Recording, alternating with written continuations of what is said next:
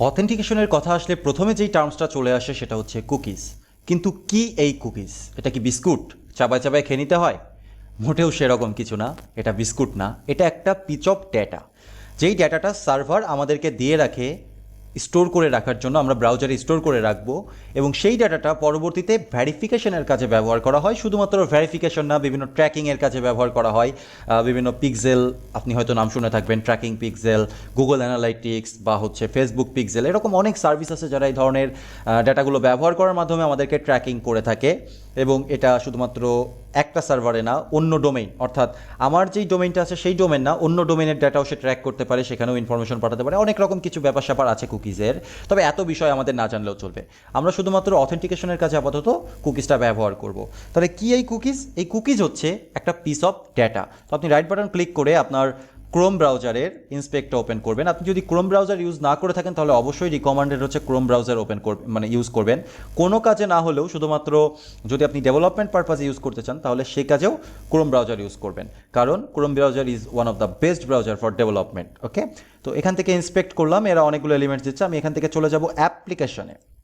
অ্যাপ্লিকেশনে যাওয়ার পরে আপনি এখান থেকে অনেক অনেক অনেক অনেক টুলস দেখতে পারবেন। লোকাল স্টোরেজ, আমি একটু এটাকে টেনে দিই, manifest, service worker, clear storage, local storage, session storage, আরও অনেক কিছু না। তার নিচে দেখেন যে এখানে কুকিজ আছে। ওকে, এবং কুকিজের ভেতরে আমাদের লোকাল হোস্ট 8080-র, আমরা যেই লোকাল হোস্টে বর্তমানে আছি তার একটা কুকিজ আছে। ওকে, এর উপর আমরা ক্লিক করি। এখানে দেখেন অনেকগুলো কুকি ডেটা সেট আকারে আছে। ওকে, তো ফার্স্টে কুকিটার নেম আছে, তারপরে একটা ভ্যালু আছে, এটা একটা র্যান্ডম স্ট্রিং, এটা আসলে আমরা বুঝতে পারছি না। তারপরে ডোমেইন আছে, কোন ডোমেইন থেকে এটা মূলত এসছে।